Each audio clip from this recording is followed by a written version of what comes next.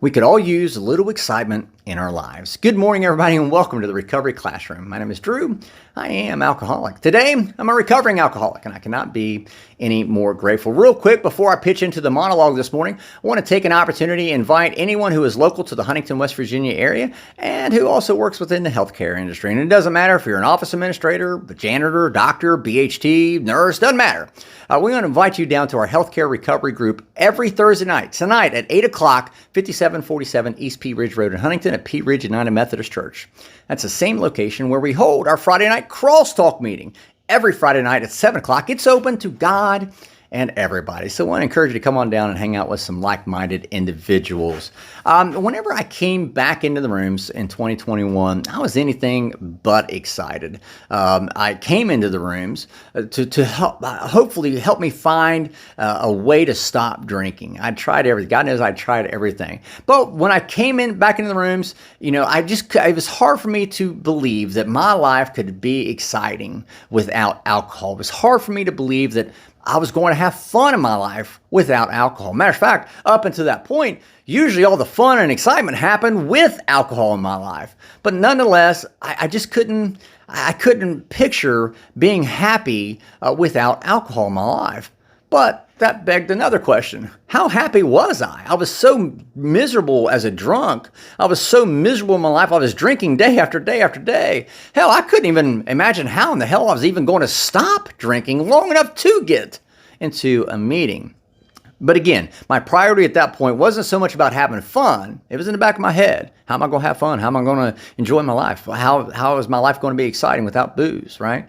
That was there, but my priority was just trying to figure out how to stop. And so it made sense to come talk to people who had figured out how to solve their drinking problem. And the only place I was going to find those people were inside of the rooms, were inside of these meetings. So I came into these meetings, and the initial group of meetings that I first came into, started working with anyway, those folks, they had 5, 10, 15, 25 years of sobriety under their belt. They were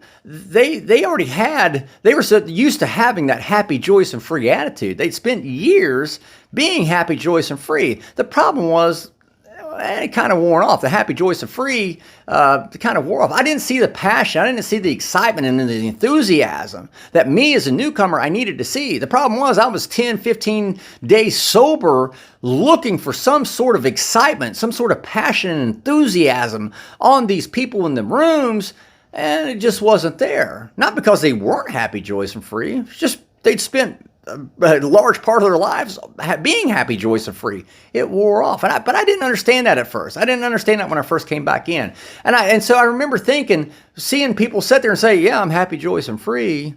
But they didn't really show it. There was no passion or enthusiasm or excitement behind it at all. And I remember thinking about 25 days in, I started thinking to myself, these people they're giving me some suggestions, and I appreciate it, truly appreciate it. And I think some of them might work, but they don't really seem that happy. They don't seem that excited and enthusiastic about living their life. Is that what I have to look forward to? And I remember telling myself, I'm not sure how sustainable this is going to be. Well, lo and behold, I walked into a room that I hadn't originally planned on walking into. I walked into a meeting that wasn't really on my schedule to go to. Just circumstances worked out, and I walked into a meeting by accident. I think it was truly by God's design, where I saw that passion, that excitement, that enthusiasm for living life, for being sober. And when I saw it on these people's faces. I saw it, the way they were acting. I heard it in the words they were speaking. Well, hell, it lit a fire under my ass. Matter of fact, it was the spark I needed to take off. And I saw how happy, joyous, and free these people truly were. Not that the other group was. I'm not saying that. But I'm saying I saw it. I saw them demonstrate it. That's what I wanted. And so I started following these people around night after night, day after day, meeting after meeting, because they finally had something and were able to demonstrate to me the very thing I had been looking for 46 years of my life. And it became exciting. I remember waking up going, oh, where are we going tonight? Oh, we're going here tonight. Oh, where are we going tomorrow? Oh, yeah, I can't wait for that meeting. That became the highlight of my day, was going to meetings. That's how much passion and excitement and enthusiasm I found in the rooms.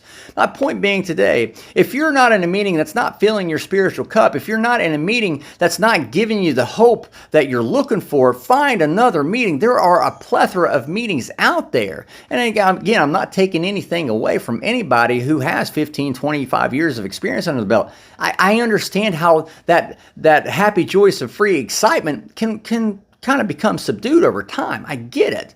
But for the newcomer, if you're new to the rooms, you want to find those people who demonstrate the very qualities in life and what you're looking for. And for me, I found it the day I walked into that room by accident. I found the excitement that I was looking for, and I found the solution in order to live a life that is happy, joyous, and free, and to experience that excitement all without the use of drugs or alcohol. So with that being said, I'm way over time. Thank you guys for letting me come in and share 5 to 10 minutes of your day with you. You guys absolutely keep me sober, and I cannot be any more appreciative. We'll be talking again soon, guys. Remember, you can't get drunk if you don't take that first drink.